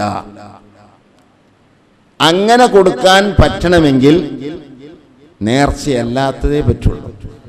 നേർച്ചയാക്കപ്പെട്ടതിൻ്റെ ഫുൾ അതിനെല്ലാം അത് തസദ്ദുഖ് തന്നെ, സദഖ ചെയ്യൽ തന്നെ. അപ്പൊ നേർച്ചയിൽ വളരെ അങ്ങേറ്റം സൂക്ഷിക്കണം. എന്നാൽ വളരെ എന്തായി വരുന്ന ഗുരുതരമായി വരുന്ന ഒരു തെറ്റാണ് ഈ പറഞ്ഞത്. പലപ്പോഴും സാധനം കൊണ്ടുവരുമ്പോൾ ഒറ്റ വാക്കറിനെ പോരെ ഇതെന്താ കൂള്, അത് അറബിനുള്ളതാ, പെരുന്നാക്കർക്കുള്ളതാ. എന്നാലൊന്നും ഇപ്പം ഈ ഉലുഹിയ്യത്ത് ആയി അല്ലെങ്കിൽ ഉലുഹിയ്യത്തായി ഏറ്റെടുത്തു ആ സംഗതി ഒന്നും വരുന്നില്ല. അതേ സ്ഥാനത്ത് അത് ഉലുഹിയ്യത്ത് ആക്കി അവൻ നിർണയിച്ചു കഴിഞ്ഞാൽ അതോടുകൂടെ അത് നേർച്ചയുടെ വിധി അതിന് വന്നു. പിന്നെ ചില ആമ്മത്തുന്നാസ് ഇതൊന്നും അറിയില്ല, വളരെ പാവപ്പെട്ട ജനങ്ങൾ ഇതൊന്നും അറിയില്ല, അവരെ വാക്കുന്ന അങ്ങനെ വന്നു പോയി. എന്നാൽ ആ ഇനി വരാനല്ല, അങ്ങനെ വന്നു പോയതിനെ പറ്റിയുള്ള പറയാണ്. അങ്ങനെ വന്നു പോയാൽ അത് അവരെ സംബന്ധിച്ചിടത്തോളം മുത്തഫറാണ്, പൊറുക്കപ്പെടുമെന്നൊരു കീല ഒരു ചെറിയ അഭിപ്രായം ബഹുമാനപ്പെട്ട ഇബ്നു ഖാസിം റഹ്മത്തുള്ളാഹി പോലത്തവരൊക്കെ ഉദ്ധരിച്ചിട്ടുണ്ട്. അപ്പൊ കഴിഞ്ഞ കാലത്ത് അങ്ങനെയൊന്നും സംഭവിച്ചു പോയെങ്കിൽ നമ്മൾ അതനുസരിച്ച് അത് വെക്കുക. മേലിൽ അങ്ങനെ വരുന്നത് നമ്മൾ സൂക്ഷിക്കുക. നേർച്ചയാക്കിയാൽ നേർച്ചയിൽ നിന്ന് ഒന്നും നമുക്ക് സ്വന്തം എടുക്കാൻ പാടില്ല. ഒക്കെ അതിനെ മുഴുവൻ സദഖ ചെയ്യണം, സദഖയുടെ അർഹരായ ആളുകൾക്ക്. അപ്പം മുതലാളിമാർക്ക് കൊടുക്കണതും പറ്റൂല, സ്വന്തം വീട്ടിലേക്ക് എടുക്കണമെന്നും പറ്റൂല. അപ്പം ചില ആളുകളൊക്കെ ഉലുഹിയ്യത്തിന് നേർച്ചയാക്കലുണ്ട്. എന്നിട്ട് നേർച്ചയാക്കിയിട്ട് എല്ലാവർക്കും കൊടുക്കും, കുറച്ചുകൂടി കൊടുക്കും. അത് പറ്റൂല. നമ്മുടെ സാധാരണ ഉലുഹിയ്യത്ത് നേർച്ചയൊന്നുമല്ല, സുന്നത്തായ ഉലുഹിയ്യത്താണ്. എന്നാൽ ആ ഉലുഹിയ്യത്തിൽ സ്വന്തം എടുക്കാം, മുതലാളിമാർക്ക് കൊടുക്കാം, ഏറ്റവും ചുരുങ്ങിയൊരളവെങ്കിലും പാവപ്പെട്ട ഫക്കീർ മിസ്കീന്മാർക്ക് കൊടുക്കണം. അത് നിർബന്ധം. ഏറ്റവും ചുരുങ്ങിയൊരു കതറായാലും മതി. അത് വേവിച്ചു കൊടുത്താൽ പറ്റൂല, പച്ചയായി തന്നെ മാംസമായി തന്നെ കൊടുക്കണം. പക്ഷെ ഏറ്റവും അഫ്ളല് അവൻ എടുക്കുന്നത് കുറച്ചെടുക്കുക, അത് കരളിൻ്റെ ഭാഗത്തു നിന്നുള്ളതായിരിക്കും എടുക്കേണ്ടത്. ഏറ്റവും അഫ്ളൽ അതാണ്. ഇനി പരമാവധി അവൻ എടുക്കുകയാണെങ്കിൽ 1/3 കൂടാത്ത അത്ര എടുത്താൽ മതി. എടുത്തു വെച്ചിട്ട് കുഴപ്പമുണ്ടായിട്ടില്ല. ഞാൻ പറഞ്ഞില്ലേ, ഒരു ചെറിയ കതറ് പാവപ്പെട്ട ആളുകൾക്ക് സദഖ ചെയ്തു, ബാക്കി എല്ലാം കൂടി ഓൻ തന്നെയാണ് എടുത്തു, വേറെ ആർക്കും ഒന്നും കൊടുത്തില്ല. പ്രശ്നമൊന്നുമില്ല. ഉലുഹിയ്യത്തും വീടും, ഓൻ്റെ ഇറച്ചിൻ്റെ ആവശ്യം വീടും. പെരുന്നാളിൻ്റെ തന്നെ കല്യാണം, കല്യാണത്തിന് കുറച്ച് ബിരിയാണി ഉണ്ടാക്കണം, അതിനെങ്കിലും കന്നു വാങ്ങണം. അപ്പം ഉലുഹിയ്യത്തും ആക്കി, കല്യാണം ആക്കി. ഉലുഹിയ്യത്തിൻ്റെ ആയത് വീടാൻ വേണ്ടി പാവപ്പെട്ടാർക്കോ കുറച്ച് ഇറച്ചി കൊടുത്തു, ബാക്കിയൊക്കെ ഓൻ്റെ കൊടുക്കുക തന്നെ. എന്നാലും ഉലുഹിയ്യത്ത് വീടും. പക്ഷെ എൻ്റെ വെളിവ് അല്ലാഹ്ക്ക് അറിയും ചെയ്യും. അതുകൊണ്ട് ഉളുഹിയ്യത്ത് അറുക്കുമ്പോൾ ഏറ്റവും നല്ലത് കുറച്ച് നമ്മൾ എടുക്കുക. പറഞ്ഞതിന് നേരെ മാറ്റം. അത് കരളിൻ്റെ ഭാഗത്ത് നിന്നാവുക, ബാക്കിയൊക്കെ സദക്ക ചെയ്യാം. ഇനി സദക്ക ചെയ്യാതെ കുറച്ച് മുതലാളിമാരൊക്കെ ഉണ്ട് നമ്മൾ അടുത്ത അയൽപക്കത്ത് അല്ലെങ്കിൽ കുടുംബത്തിൽ, ഇവർക്കൊക്കെ കൊടുക്കണമല്ലോ. അവരൊന്നും ഈ സദക്ക സ്വീകരിക്കാൻ പറ്റിയ കൂട്ടത്തിൽപ്പെട്ടവരല്ല താനും. എന്നാൽ സുന്നത്തായ ഉളുഹിയ്യത്താവുമ്പോൾ അവർക്കും കൊടുക്കാം. അതാണ് പഴയ ആളുകളൊക്കെ 3 വിഹിതം ചെയ്യും. ഒരു വിഹിതം പാവപ്പെട്ടവർക്ക് കൊടുക്കാനുള്ളത്, രണ്ടാമത്തെ ഒരു വിഹിതം അവരെടുക്കാനുള്ളത്, മൂന്നാമത്തെ വിഹിതം അഗ്നിയാവിന് ഹദിയായിട്ട് കൊടുത്തേക്കാണ്. മുതലാളിമാർ കഴിവുള്ളവർ പറഞ്ഞാൽ വലിയ കോടീശ്വരൻ നല്ല പേര് പറഞ്ഞതിനൊപ്പം സക്കാത്തൊന്നും വാങ്ങാൻ അർഹതപ്പെട്ട ഫക്കീറും മിസ്കീനൊന്നും അല്ലാത്ത കൂട്ടരാണ്. ഫക്കീർ മിസ്കീൻ എന്നൊക്കെ പറഞ്ഞാൽ എത്രയാവണം? അവന് കിട്ടുന്ന വരുമാനം അവൻ്റെ നിത്യജീവിതത്തിന് ഓരോ ദിവസവും ആവശ്യമായ ചെലവുള്ള അപേക്ഷിക്കുമ്പോൾ പകുതിയോട് ഒത്തൂല. അങ്ങനത്തെവർക്കാണ് ഫക്കീർ എന്ന് പറയാം. ഏറ്റവും ചുരുങ്ങിയത് ഒരു ദിവസത്തെ ഭക്ഷണത്തിന് ഓൻ്റെ ചെലവിന് 100 റുപ്യ വേണമെന്ന് വെക്കുക. ഫർളൻ 100 റുപ്യ ഉണ്ടെന്ന് ഇപ്പോൾ ഒരാൾക്കും ചെലവ് ചെയ്യാൻ കഴിയില്ല. ഒരു വീട്ടിലെ അവന് 10 മക്കളും ഉണ്ട്, ഭാര്യയുണ്ട്. 12 ആളെ ചെലവിന് 100 റുപ്യ ഉണ്ടെന്താ കേട്ടോ? അവന് ശമ്പളം കുറവാച്ചിട്ട് കുട്ടികൾ കുറയണ്ടേ? ശമ്പളം കുറവാച്ചിട്ട് കുട്ടികൾ കുറഞ്ഞോളുന്നില്ല. അപ്പോൾ കുട്ടികൾ 10ഓ 12ഓ ഒക്കെ കുട്ടികളുണ്ട്. ശമ്പളമാണെങ്കിൽ നന്ന കുറഞ്ഞതുമാണ്. അവൻ്റെ നിത്യജീവിതങ്ങൾ അപേക്ഷിക്കുമ്പോൾ പകുതി പോലും അവന് കിട്ടില്ല. ഒരു ദിവസം 100 റുപ്യ വേണ്ട ഒരാൾ അവന് കിട്ടുന്നത് ആകെ 1000 റുപ്യ, വേറെ വരുമാനമൊന്നുമില്ല. മദ്രസ പഠിപ്പിക്കുകയാണ്, നാട്ടുകാരെല്ലാം കൂടി കൂടിയിട്ട് 1000 റുപ്യ അവന് കൊടുക്കും എല്ലാ മാസവും. ഇവൻ്റെ ചെലവിന് 3000 റുപ്യ കിട്ടണം. എന്നാ ഈ പാവപ്പെട്ട മുഅല്ലിം ഫക്കീറാണ്. അല്ല, അവന് കിട്ടുന്ന പകുതിയുണ്ട്, അല്ലെങ്കിൽ പകുതിയിലധികം ഉണ്ട്, പക്ഷെ തികയില്ല. 3000 റുപ്യ ആവശ്യമുള്ള ഈ പാവപ്പെട്ടവന് ഓരോ മാസവും കിട്ടുന്നത് 2000 റുപ്യാണ്. അപ്പം പകുതിയേക്കാൾ ഏറെയൊക്കെ ഉണ്ട്, പക്ഷേ തികയില്ല. എന്നാ അപ്പം മിസ്കീനാണ്. അതാണ് ഇമാം ഷാഫി റളിയല്ലാഹു അൻഹു പറഞ്ഞല്ലോ, മൂസ നബി അലൈഹി ഇസ്ലാം ഖളിർ അലൈഹി ഇസ്ലാമിൻ്റെ കൂടെ യാത്ര ചെയ്തപ്പോൾ കടപ്പുറത്ത് കൂടെ ഇങ്ങനെ പോയപ്പോൾ ഒരു കപ്പൽ വന്നു. ആ കപ്പൽക്കാർ ഖളിർ അലൈഹി ഇസ്ലാമിനെ അറിയുന്നവരായിരുന്നു. അവർ ഖളിർ അലൈഹി ഇസ്ലാമിനെ കണ്ടപ്പോൾ കപ്പൽ നിർത്തി, 2 പേരും അതിൽ കയറി. അവരെടുത്തുന്ന ചാർജൊന്നും കൂലിയൊന്നും വാങ്ങിയിട്ടില്ല. അങ്ങനെ ആ കപ്പലിൽ പോകുമ്പോൾ മൂസ നബി അലൈഹി ഇസ്ലാം കാണുകയാണ് ഖളിർ അലൈഹി ഇസ്ലാം കപ്പലിൻ്റെ അടിപ്പലക പൊളിക്കുക. അപ്പം മൂസ നബി അലൈഹി ഇസ്ലാമിന് ഉണ്ടായിരിക്കാൻ കഴിഞ്ഞില്ല. ആദ്യം എഗ്രിമെൻ്റ് ഒക്കെ വാങ്ങിയിരുന്നു. ഇതെന്ന് ഞാൻ പലതും കാട്ടും, നിങ്ങൾ എന്നോടൊന്നും പറയരുത്, ക്ഷമിച്ചേക്കാൻ കഴിയുമെങ്കിൽ മാത്രം പോന്നാൽ മതി എൻ്റെ ഒപ്പം, അല്ലെങ്കിൽ നമ്മൾ ഈ യാത്ര എല്ലാം നീണ്ടുപോകില്ല എന്നൊക്കെ പറഞ്ഞിരുന്നെങ്കിലും മൂസ നബി ഇസ്ലാം ഇത് കണ്ടപ്പോൾ അത് മറന്നുപോയി. മൂസ നബി ഇസ്ലാം പറയാതിരിക്കാൻ പറ്റില്ല. അപ്പം മൂസ നബി ഇസ്ലാം അതിനെ വിമർശിച്ചു. അപ്പൊ പറഞ്ഞു, ഞാൻ നിങ്ങളോട് ആദ്യം പറഞ്ഞില്ലേ എൻ്റെ ഒപ്പം അങ്ങ് വരാൻ കഴിയൂല. മൂപ്പര് പറഞ്ഞു, അത് മറന്നുപോയതാ,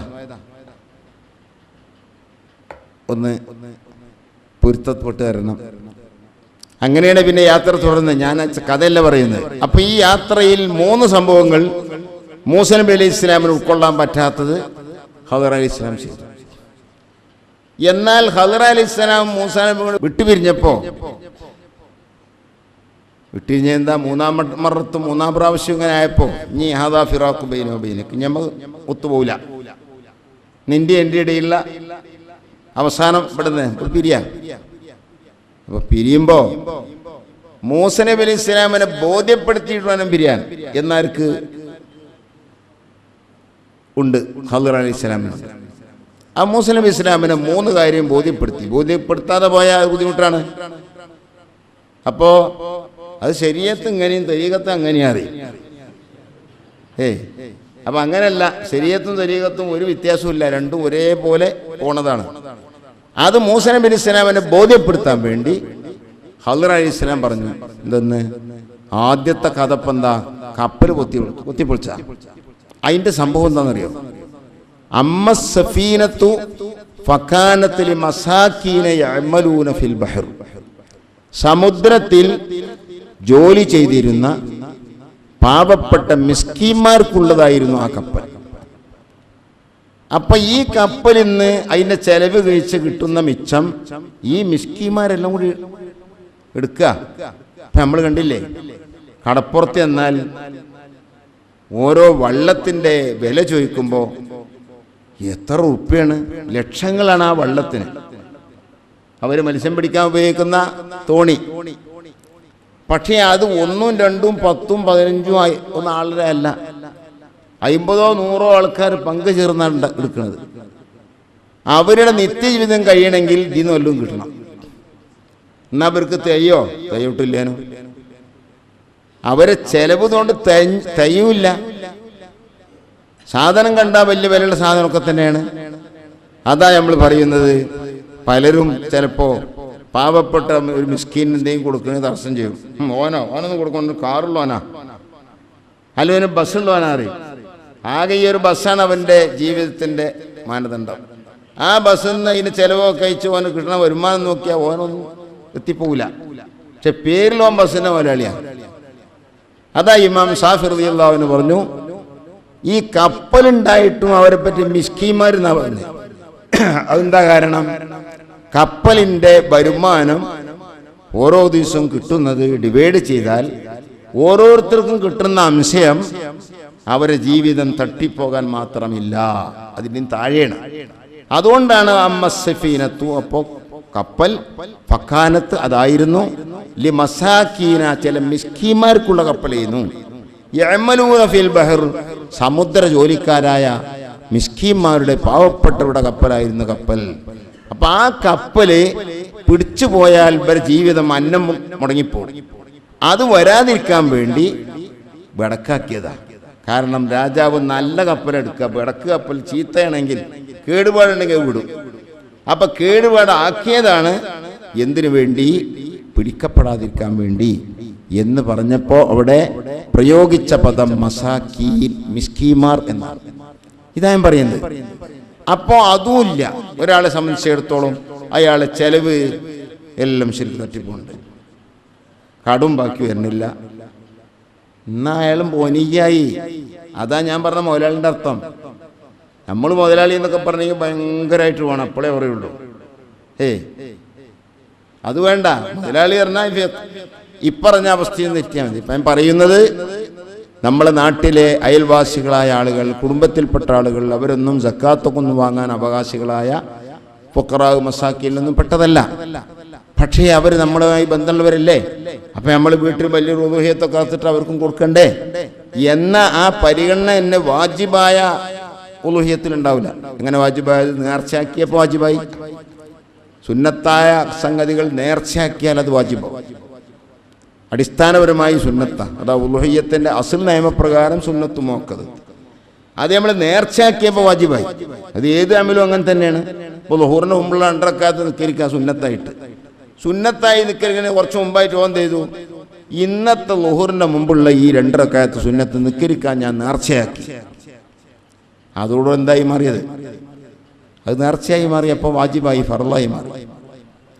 അപ്പൊ ഇങ്ങനെ നേർച്ചയാക്കൽ കൊണ്ട് ഫർളായി കഴിഞ്ഞാൽ അത് അവനിയ കുടുംബങ്ങളൊന്നും പറഞ്ഞിട്ട് കൊടുക്കാൻ പറ്റില്ല.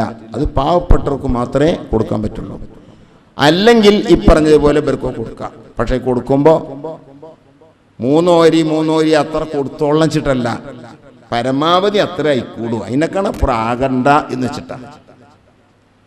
ഒരു ഓരി വീട്ടിലേക്ക് എടുത്തോളുന്നുണ്ടോ? 1/3 ഇല്ല. നമ്മൾ പറഞ്ഞല്ലോ കുറച്ച് എടുത്താൽ മതിയല്ലോ.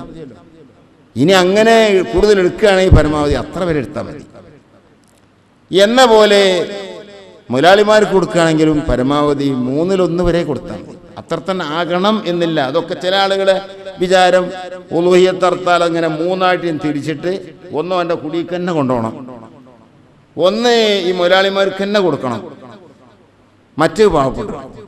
അങ്ങനൊന്നുമില്ല. നമ്മൾ പറയുന്നത് ഈ 3 ഓരി വെക്കണത് ഇതിനേക്കാൾ അപ്പുറം ആവണ്ട എന്ന് വെച്ചിട്ട്, സ്വന്തം എടുക്കണമെന്നും മുതലാളിമാർക്ക് കൊടുക്കണമെന്നും ഇതിനേക്കാൾ കൂടുതലാവണ്ട, 3-1 കൂടുതലാവണ്ട, 3-1 വരെ ആവാം. എന്നാൽ നമ്മൾ അഫ്ദൽ പറഞ്ഞത് എല്ലാം തസദ്ദുഖ് ചെയ്യുക. ഇനി അവിടെ മറ്റൊന്ന് മനസ്സിലാക്കാനുള്ളത്, അധിക സ്ഥലത്തും ചെയ്യണ ഒരു പണിയുണ്ട്. അത് നേർച്ചയായാലും വേണ്ടില്ല, അല്ലെങ്കിലും വേണ്ടില്ല. തോല്, അത് ഈ സാധാരണക്കാർ തീരെ ശ്രദ്ധിക്കാത്ത സംഗതിയാണ്. അതിൻ്റെ തോല് വിൽപ്പന ചെയ്യും, അത് ഒന്നിച്ചാണ് വിൽക്കുക. അവർ പറയുന്നതിന് മസ്ലഹത്താണ്. എന്താ മസ്ലഹത്ത്? നമ്മളിപ്പോൾ തോലിയിട്ട് ഇറക്കാൻ കഴിയില്ല, അത് ഒന്നിച്ച് അത് ഇറക്കാൻ വന്ന് ഓൽക്കാൻ വിൽക്കുക. എന്നാൽ അതിന് കിട്ടുന്ന പൈസയെ ആ പൈസയെ പാവപ്പെട്ടവർക്ക് കൊടുക്കുക, അതിനു വേണ്ടി തന്നെ നല്ല കാര്യം തന്നെയാണ്. പക്ഷേ അത് വിൽക്കാൻ പറ്റില്ല. ഇത് നമ്മൾ പ്രത്യേകം ശ്രദ്ധിക്കേണ്ടുന്ന, നേർച്ചയാക്കപ്പെട്ടതായാലും ശരി അല്ലെങ്കിലും ശരി, അതിൻ്റെ തോല്, എല്ല്, കൊമ്പ് ഇതൊന്നും വിൽപ്പനക്ക് പറ്റില്ല.